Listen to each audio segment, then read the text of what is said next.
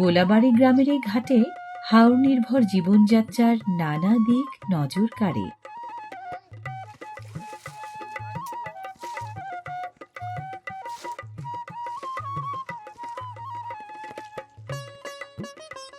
ঘাটে ভিড়ে থাকা নৌকাগুলোর কোনোটা আসলে দোকান নৌকা।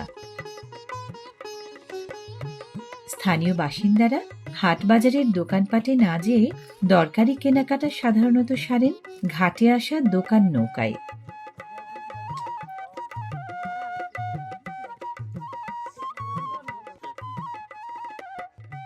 আলু, পেঁয়াজ, আদা, রসুন, মরিচ, ডাল, তেল, সাবান, শাকসবজি সহ নানা ধরনের নিত্য পণ্য বিক্রি হয় এখানে।